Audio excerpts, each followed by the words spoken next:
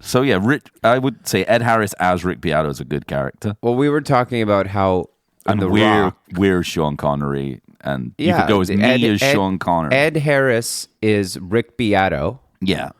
And then you and I are Nicolas Cage and Sean Connery, who have to kind of like infiltrate like what's going on with this whole online turning music into sports thing. Yeah. Jacob Collier's in there. He's like his right-hand man guy. He's the big guy. He's the big guy. Desperate to kill people. David something is the actor. He's desperate to kill people. He can't wait to start. There's a lot of other influencer YouTube people in there who are like, you don't know how to write a song? Don't worry. You can write a Beatles album in 20 seconds with my app. Exactly. You know, it's like that. Loads of those people are in there. Just guys in there like making AI new versions of like Rolling Stone songs. Giles Martin's in there. Yeah, and you know what I like to think, James? What? I like to think that Max Frost, our buddy's in there, but he's the guy who he's like, I don't know if I want to be part of this, actually. And then we come in, and there's like a moment that he's got the gun on us, and they're like, do it, kill him. Max is like, no, I'm going with these guys. Yeah. You know? Absolutely. Oh, so we get the bring someone with us. Yeah. And I mean, that doesn't happen in the movie. What does Alcatraz itself represent? Is like YouTube, the prison of the internet, the prison of the internet. Yeah. So it is. Yeah, it's the internet. And we are like through this podcast, like we're like going on the internet and trying. Well, we work technically on the internet. We do. So we're like in it, but like, I mean, like it's a bit different because like everyone's on it. But Alcatraz, so like there's a lot of mutual respect. But these guys have taken it too far. And, you know, I'm Sean Connery because you know that I can be like mean. And you're the actual hero, though. Well, really, if anyone's seen the movie, Nicolas Cage is just sitting around listening to Beatles at the start. Yeah. That's me. You know what I mean? Kind of really dorky overpriced guy. Beatles record at the start of that. Yeah, it's my Beatles knowledge that they want to call me in because, like, Beato's trying to explain Ticket to Ride. No, you just know how to play it. I just know, and I'm like, don't listen to him. I'm like, just listen to the song. I'll play it for you. Listen to the song right now. Don't worry about how it works. What are you diffusing?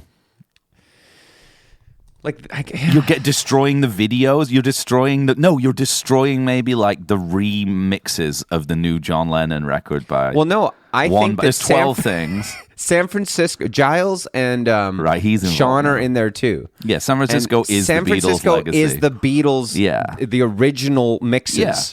Of the Beatles, and then the nuke, like the little green balls nukes, are the remixes. The songs, no, they're all the songs. Yeah, each individual one is a song. It's a mix. Yeah, it's a mix, and at a mix end, of a new song, and they're gonna just fucking wipe out the whole catalog. Yeah, and in the end, you shove one of the remixes into Giles's mouth, throat. Yeah. You make him listen to his own remix. It's like and it kills him. That's it. Like A Day in the Life or something. He's like, I mixed it again. Yeah. And you're like, you make him hear it. And then he's like, just like fucking melts away. Yeah. He melts and vaporizes. Because Sean decided to get rid of He vaporizes. That's what happens to Sean Connery. Imagine Sean decided to get rid of the slap back on A Day in the Life. Yeah. Imagine if he did that. Like, he will. The most classic slap. Like, he will. He will, though. Yeah, he will. Is there a slap? Like, that would be the one. If there was a slap back effect that it just would be like the most heinous crime to delete. That would be it, I think. Or instant karma. That's coming. That's coming. I'd say instant karma is probably that's probably the biggest one. You can't get rid of that. But he will.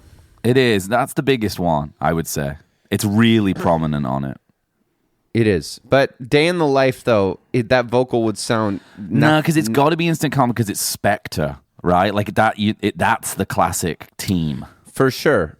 I just mean if he takes it off A Day in the Life, that's it, too, for me. Yeah. He might do it. Yeah, they're in there too. I don't really know why, but and the hostages that are in the cells. Oh yeah, well they don't really. They're just average civilians that don't know what to think. They're like, they don't know whether to watch Rick Beato or listen to Impossible Way of Life. They're they're not sure. I actually was hanging out with someone yesterday who I respect greatly, and they're an amazing musician, and who will remain nameless. But they brought up the fact that they'd seen the Rick Beato, Rick Rubin interview. I stayed quiet, and they specifically talked about how incredible the breakdown of Wildflowers was. So, I stayed very quiet. But, people do love that stuff. They fucking love it. The breakdown part. Yeah, it's which I know you don't like. But I did tear up when they were playing Wildflowers, thinking about Tom. Yeah. That was sad, man. Really dark. Really sad. How he was like, did an interview, he's like, I'm just doing this one last tour, then I can like be with my grandkids and stuff like that. And then, opioid. Yeah. It's Prince, too. Yeah, man. Michael Jackson. All these guys. Very sad. You're not even Matthew Perry. You can't even do ketamine. Yeah. Well, Matthew Perry, I'm going to guess, is a bit of a Dom Simpson kind of situation there. I'm sure he had a few things in his system. You know what I mean? Well, I mean, it's... that guy was a bit, some certain people you kind of know they're troubled. They're headed that direction. Yeah, but maybe that's true of people like addiction doesn't really discriminate. I mean, we don't like to think of Prince and Tom Petty in those ways, but I know. Obviously I'd like real addiction problems. Yeah, of course. And Michael Jackson too is like, I don't even know what happened there.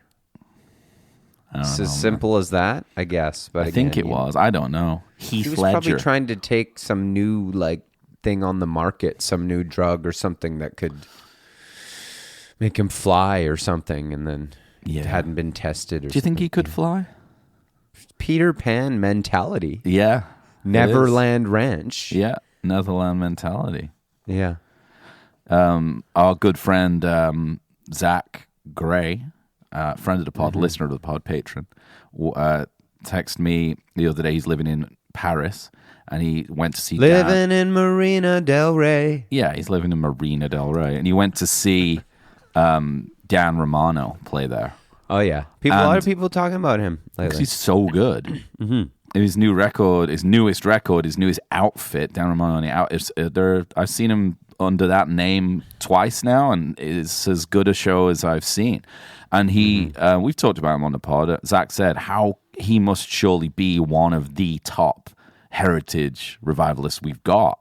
And I agree, and I've said on the podcast, and I've asked people who know him what it is that stopped him being even bigger than he is. Because he's so good live. I mean, he did the country thing, like Come Cry With Me, like years before anyone else was doing like, the nudie suits and stuff. He switched. Now he's in just full on like power pop Stones era, like new wave. And it's amazing. Go on, you were going to say something? I was just going to say, don't... I know the guy's great. The music's great. But is it not kind of a thing that it's like a little too on the nose with all the different things he chooses, and he bounces around genre to genre? He nails them all. Yeah. But it's a little bit too like, pastiche. Now I'm... like actory or something. Yeah, for sure. He's doing, like he's like wearing the costume and doing the thing, yeah.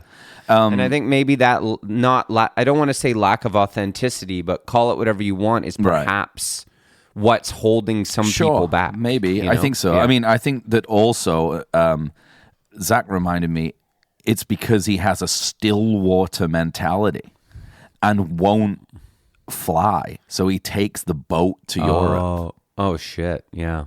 Yeah. Which is going to hold you back.